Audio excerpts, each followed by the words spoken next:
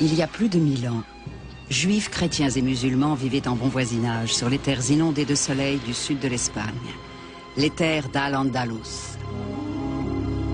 Leur culture et leur religion alors se croisèrent. Ils recueillirent le savoir des antiques, l'élargirent, frayant ainsi les sentiers qui mèneraient un jour à la Renaissance. Mais ce monde ne résista pas à l'avidité, la peur et l'intolérance. Sectarisme religieux et soif de pouvoir l'emportèrent. Les féconds échanges se raréfièrent, la lumière du savoir s'obscurcit. Et en quelques siècles, cet art du vivre ensemble s'évanouit en fumée. Le temps de la tolérance était perdu, à jamais. Vers la fin du VIe siècle, les tensions religieuses éclatent en violence. Les Visigoths se convertissent en effet au catholicisme et commencent à persécuter activement les Juifs d'Espagne. La plupart des sources montrent que les rois wisigoths ont promulgué des lois qui comportaient les restrictions classiques infligées aux Juifs. Ils étaient ainsi obligés de se convertir et pouvaient même être réduits en esclavage.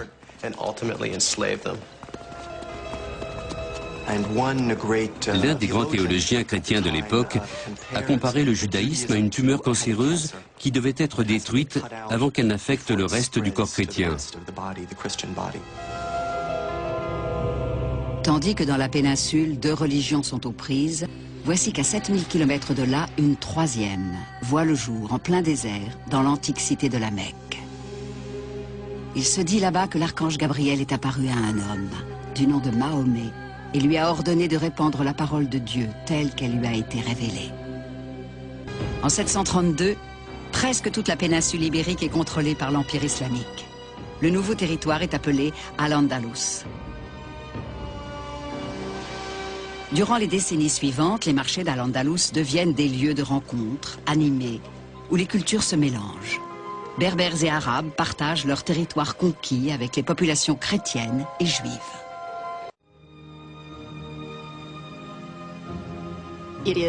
À l'époque, la mosquée était l'un des plus grands bâtiments au monde. Elle avait été construite sur le site de la principale église chrétienne de Cordoue. Cette mosquée respire l'histoire.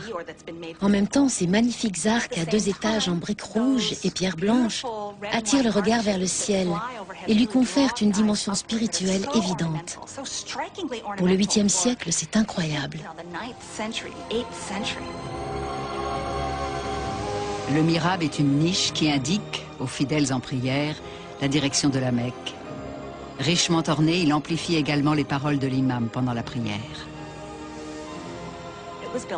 La mosquée de Cordoue a été construite par des artisans byzantins, au premier chef un maître d'œuvre de Constantinople. Outre sa compétence, il a aussi apporté des caisses entières de petites mosaïques en verre, introuvables en Espagne.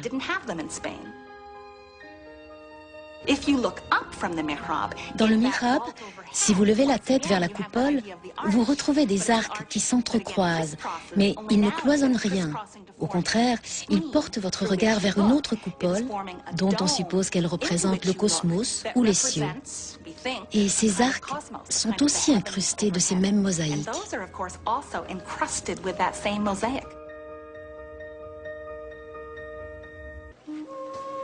Au cours du siècle suivant, Cordoue devient une véritable métropole. Il s'y développe une culture originale, caractéristique d'Al-Andalus et fondée sur la fructueuse cohabitation des musulmans, des chrétiens et des juifs. De nombreux chrétiens et juifs ont commencé à apprendre l'arabe, sans pour autant devenir des musulmans. Les chrétiens, mais surtout les juifs, étaient solidement intégrés dans la vie économique et sociale.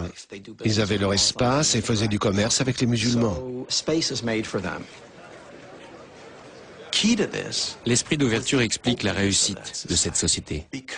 Les émirs et l'élite politique d'Al-Andalus ne se sentaient menacés ni par la minorité chrétienne, ni par la minorité juive.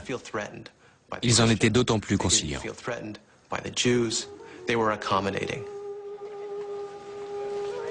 Le dynamisme d'Al-Andalus attire. Cet ancien et modeste avant-poste de l'Empire islamique en Occident devient un centre de commerce animé.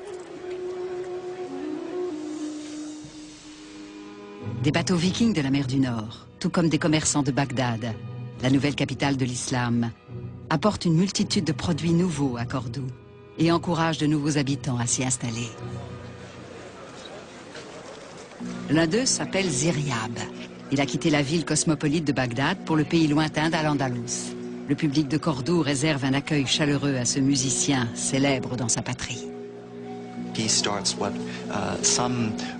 On dit que Ziryab a fondé le premier conservatoire de musique. Des chroniqueurs rapportent qu'il jouait du oud, le luth arabe, en utilisant un bec d'aigle pour pincer les cordes.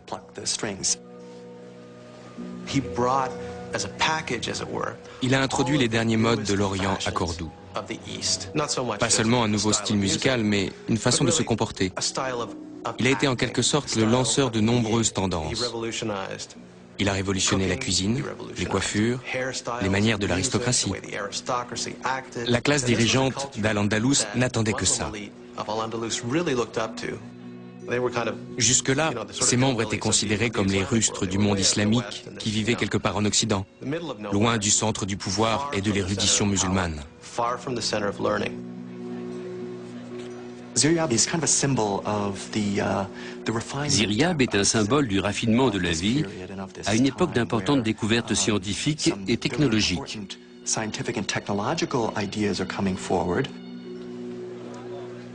Cordoue devient une capitale cosmopolite et prospère. Vers 900, le royaume islamique est bien enraciné dans la péninsule. Pourtant, la dynastie du prince Abdelrahman n'a pas encore réussi à unifier dans la paix les différents peuples d'Al-Andalus.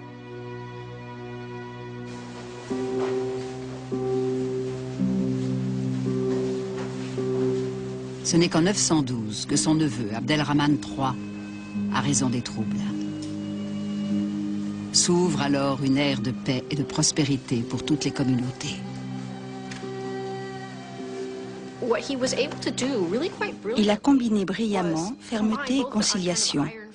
D'une main de fer, il a réussi à mettre sur pied un programme que toutes les classes de la société ont accepté. Sous son règne, la péninsule islamique vit sa période la plus glorieuse. Abdelrahman III mate les forces rivales dans le pays, mais aussi à l'étranger. Au Xe siècle, le monde islamique est en effet composé de califats rivaux entre Orient et Afrique du Nord. C'est dans ce contexte qu'en 929, Abdelrahman III s'affranchit de l'autorité politique et religieuse de Bagdad et déclare Al-Andalus royaume indépendant. Cordoue devient la capitale de son califat. Lui-même se proclame calife et successeur légitime du prophète Mahomet. Abdelrahman III a été le premier calife à déclarer ouvertement qu'il était la seule autorité légitime dans tout le monde islamique.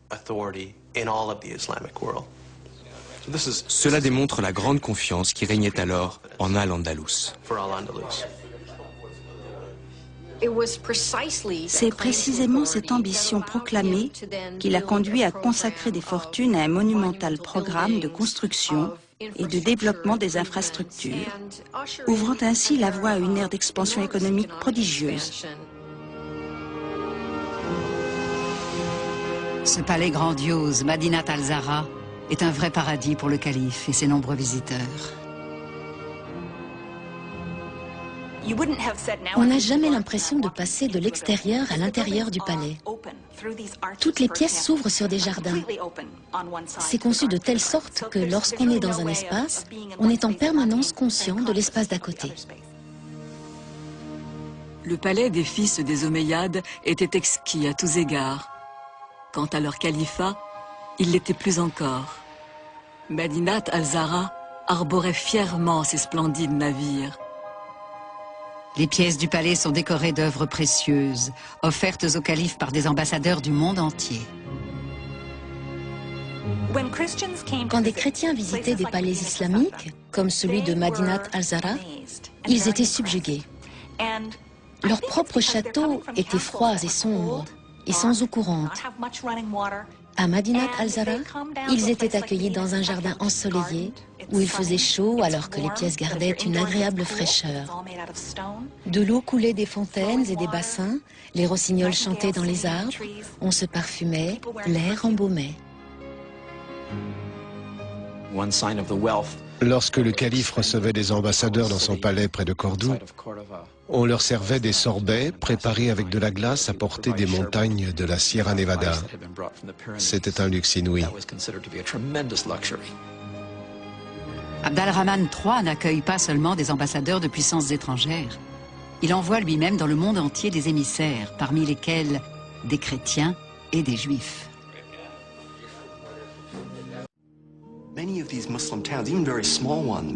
Même les plus petites villes musulmanes disposaient de bains publics avec de l'eau chaude où l'on pouvait se détendre après une dure journée de travail. Les rues étaient éclairées. Un poète chante la beauté d'un chemin entre Madinat al-Zahra et Cordoue. Dans l'obscurité, écrit-il, il ressemblait à un collier de perles. Il faut imaginer ce spectacle.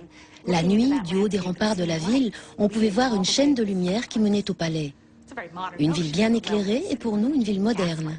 Elle existait pourtant dès le Xe siècle. Le savant et poète juif Asdaï ibn Shaprut appartient également à l'entourage du calife. Il est aussi l'un de ses diplomates et son médecin personnel.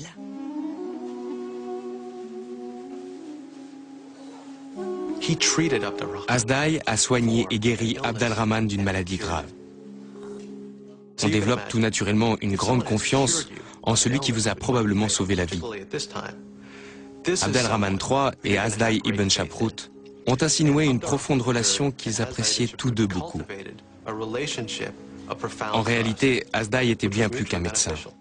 À cette époque, un savant s'intéressait à la religion, aux sciences, il avait des connaissances, même superficielles dans pratiquement tous les domaines. Le savoir médical d'Asdaï ibn Shaprut est de grande valeur à la cour d'Abd al-Rahman III, tandis que de nouvelles connaissances scientifiques venues d'Orient atteignent à l'Andalous. Les chercheurs du monde musulman, qui ne s'étaient jamais rencontrés, essayaient de résoudre les mêmes problèmes scientifiques. Ils partageaient leurs observations de phénomènes astronomiques ou physiques. La civilisation islamique a réussi l'exploit de rassembler dans de nombreux domaines les connaissances des autres civilisations. Elle les a assimilées, puis les a enrichies de ses propres connaissances. Mais Ibn Shaprut encourage aussi le développement de la poésie dans sa propre communauté. Il est le premier à avoir soutenu la poésie hébraïque en Espagne. C'est avec lui que l'âge d'or de la langue hébraïque a commencé. Au XIe siècle, le poète juif Ibn Gabirol a recours à la poésie pour explorer sa vision de Dieu. Des sages ont dit que le secret de l'être devait tout au Tout-Puissant qui tient tout dans sa main, qui se languit de donner forme à l'informe, comme un amant se languit de sa compagne. Au pays d'Al-Andalus, un art unique de la poésie est le fruit des échanges féconds entre juifs, chrétiens et musulmans.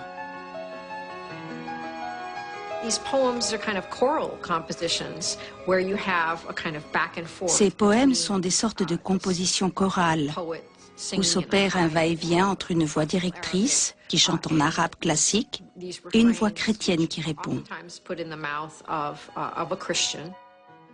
Ces poèmes, ces chants expriment une sorte de partage culturel. Ce sont en quelque sorte des dialogues entre religions, entre cultures. L'histoire de l'Espagne musulmane révèle l'immense potentiel de nos valeurs communes. Sa splendeur et sa tragédie nous exhortent à renouer avec la tolérance et à méditer le sens profond de la parole la plus sacrée des chrétiens, des musulmans et des juifs. Aime Dieu plus que tout et aime ton prochain comme toi-même.